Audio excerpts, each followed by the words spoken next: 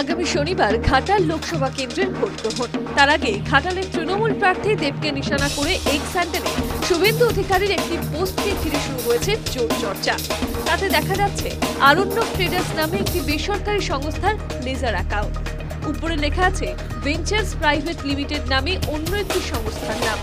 Laser অ্যাকাউন্টের তথ্য অনুযায়ী 2016 সালে আরণ্যক ট্রেডার্স থেকে ভেঞ্চার্স প্রাইভেট লিমিটেড সংস্থার অ্যাকাউন্টে দফায় 50 লক্ষ টাকা জমা পড়েছিল। বিরোধী দলনেতার পোস্টের অন্য একটি জায়গায় দেখা যাচ্ছে একটি ডায়েরির পাতায় হাতে লেখা দেব মোবাইল 72,000 টাকা, দেব ঘড়ি 4,60,000 টাকা। এই ডায়েরিটি গরু পাচার চক্রের সঙ্গে জড়িত ইনামুল হকের বলে দাবি করা হয়েছে। পোস্টের ক্যাপশনও দেওয়া হয়েছে দেবকীর্তি।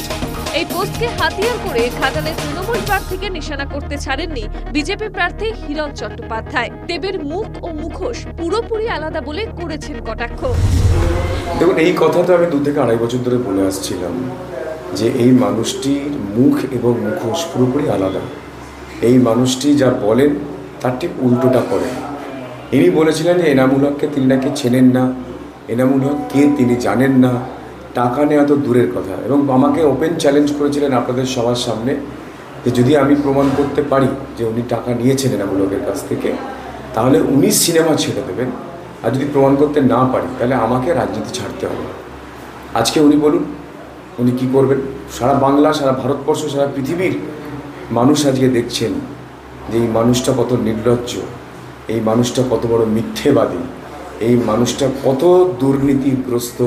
আমরা পরিষ্কার দেখতে পাচ্ছি যে দেব ভেঞ্চার্স এন্টারটেনমেন্ট কি ভেঞ্চার্স প্রাইভেট লিমিটেড, সেখানে এনামুল হকের কোম্পানি আরণ্যক ট্রেডার্স থেকে 25 লাখ দুটো টাকা ঢুকেছে।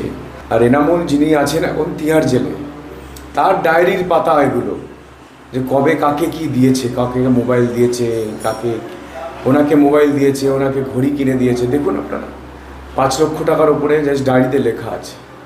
সেইখান থেকেই তো ইডি পেয়েছে, এনামুল হকের ওই ডায়েরির পাতা থেকেই তো ইডি পেয়েছে। আজকে সারা বাংলা দেখুন। শুভেন্দুর এই পোস্টে পাল্টা দিতে ছাড়েননি ঘাটালের তৃণমূল প্রার্থী। দেব বলেছে বিরোধী দলনেতার দেওয়া তথ্য সিবিআই, ইডি এবং আদালতের কাছে থাকা উচিত। শুভেন্দু অধিকারী কি করে পেলেন তা নিয়ে প্রশ্ন করেন তিনি। ঘাটালের বিজেপি নেতা কর্মীদের একাংশ হিরণের থেকে মুখ ফিরিয়ে নিয়েছেন। হিরণকে জেতাতে বিরোধী দলনেতার এই পোস্ট বলে দাবি করেছেন দেব। ভীষণ বোকা একটা পোস্ট, এবং এটা আমার কোথাও যেন মনে হয় কি এটা একদম প্রশ্ন ছুড়ে দেয় ইডি এবং সিবিআই এর কাছে। কারণ এই তথ্যগুলো শুধু ইডি, সিবিআই এবং হাইকোর্টের কাছে ছিল, বা যেই কোর্টে এই গরু চুরির তদন্তগুলো হচ্ছিল সেই তাদের দুটো এজেন্সি ইডি, সিবিআই এবং হাইকোর্টের কাছে এই যেই ডকুমেন্টসগুলো বেরিয়েছে সেগুলো তাদের কাছে থাকা কথা।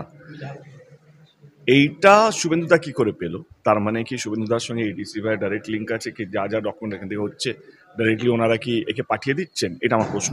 প্রথম কথা, আমি ওই লোকটাকে চিনি না যে ডায়েরিটা দেখাচ্ছি। দেব নামে লক্ষ মানুষ হতে পারে, এবং যেই ঘড়ি বা যেই জিনিসগুলো দেখিয়েছে সেগুলো আমি ওই মানুষটা নই ফার্স্ট। এবং পিন্টু মণ্ডলের সঙ্গে শুধু আমি একা না, আমার মনে হয় হিরণ তো আগে আছে আমাদের, এবং যত বড় সুপারস্টার আছে নাম বলো না, আমি নাম নিতে চাইছিলাম, জিদ্দা হোক, যিশুদা হোক, শুভশ্রী হোক, পায়েল হোক, সবাই এক চিটিয়ে কাজ করেছে। তো আজকে জাস্ট বিকজ আমি পলিটিশিয়ান বা একটা দলে হয়ে কাজ করছি বা একটা দলের সাংসদ, তো আমাকেই গরুচোর বলা হচ্ছে এবং প্রমাণ এখনো অব্দি করতে পারেনি। এবং আমার সত্যি খুব খারাপ লাগলো, দুঃখজনক লাগলো। হিরণকে বাঁচানোর জন্য শুভেন্দু এতটা নিচে নামতে হলো। আমি শুভেন্দুকে ভাবি, মুখ্যমন্ত্রী হিসাবে ভাবি কি ভাই, যদি বিজেপি যদি কোনো দিনও যদি জিতে, তো সেই দিনে হয়তো শুভেন্দুদার সুযোগ আছে মুখ্যমন্ত্রী হওয়ার।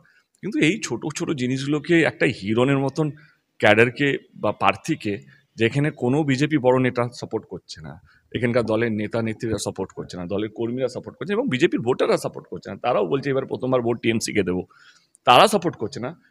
সেখানে যেহেতু শুভেন্দুদা ওকে টিকিটটা দিয়েছে, শুভেন্দুদার দায়িত্ব হিরণকে জেতাতেই হবে, তার জন্য এত কিছু করা আমার মনে হয় সেটা দুঃখজনক। কয়েকদিন আগে হিরণ চট্টোপাধ্যায়ের সমর্থনে নির্বাচনী প্রচারে গিয়ে দেবের বিরুদ্ধে বিস্ফোরক তথ্য প্রকাশ্যে আনবেন বলে জানিয়েছিলেন শুভেন্দু। ভোটের দিন ঘর থেকে তৃণমূল প্রার্থীকে বের হতে দেবেন না বলেও দিয়েছিলেন হুঁশিয়ারি। তারপরেই দেবকে নিশানা করে বিরোধী দলনেতার পোস্ট ইঙ্গিতপূর্ণ মনে করছে রকি বহল।